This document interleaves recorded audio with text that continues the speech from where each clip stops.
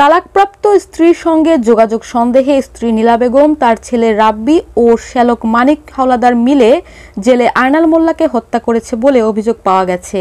নিহত আয়নাল মোল্লার ছোট ভাই বেলাল মোল্লা এমন অভিযোগ করেছেন। ঘটনাটি ঘটেছে তালতলী উপজেলার কবিরাজপাড়া গ্রামে মঙ্গলবার রাতে। পুলিশ বুধবার বিকেলে শ্বশুরবাড়ি এলাকার রাস্তার ঢাল থেকে তার মরদেহ উদ্ধার করেছে। জানা গেছে, উপজেলার তাঁতিপাড়া গ্রামের নাজেম মোল্লার ছেলে আয়নাল মোল্লা কবিরাজপাড়া গ্রামের মোস্তফা হাওলাদারের মেয়ে নীলা বেগমকে 2002 সালে বিয়ে করেন। 2019 সালে তার স্ত্রী নীলা বেগম সৌদি আরবে যান। সৌদি গিয়ে স্ত্রী নীলা বেগম স্বামীকে তালাক দেয়। পরে আয়নাল মোল্লা দ্বিতীয় বিয়ে করেন। 2023 সালে নীলা বেগম বাড়িতে আসেন। বাড়িতে আসার পর আয়নাল মোল্লার সঙ্গে তার যোগাযোগ হয়।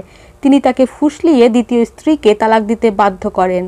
পরে তিনি আয়নালকে পুনরায় বিয়ে করেন, কিন্তু স্ত্রী নীলার সন্দেহ স্বামী আয়নালের সঙ্গে তালাকপ্রাপ্ত স্ত্রীর যোগাযোগ রয়েছে।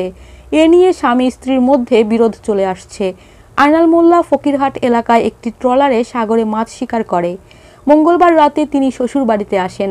ওই রাতে স্বামী স্ত্রীর মধ্যে তালাক দেওয়া স্ত্রীর সঙ্গে যোগাযোগ রয়েছে সন্দেহে কথা কাটাকাটি হয়। পরে তাকে স্ত্রী নীলা বেগম, ছেলে রাব্বি মোল্লা ও শ্যালক মানিক হাওলাদার নির্যাতন করে হত্যা করেছে বলে অভিযোগ করেন নিহতের ছোট ভাই বেলাল মোল্লা। ভাইয়ের আরও অভিযোগ, তাকে হত্যা করে রাস্তার ঢালে তারা ফেলে রেখেছে। খবর পেয়ে পুলিশ বুধবার বিকেলে শ্বশুরবাড়ির পাশে রাস্তার ঢাল থেকে তার মরদেহ উদ্ধার করে থানায় নিয়ে আসে।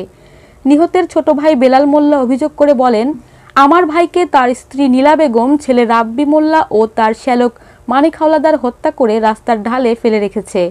আমি আমার ভাইয়ের হত্যাকারীদের বিচার দাবি করছি। তালতলী থানার ওসি মোহাম্মদ শাহজালাল বলেন, নিহত আয়নালের শরীরে আঘাতের চিহ্ন রয়েছে।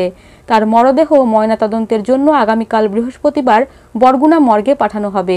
এ ঘটনায় থানায় অপমৃত্যু মামলা করা হয়েছে। অভিযোগ পেলে আইনগত ব্যবস্থা নেওয়া হবে।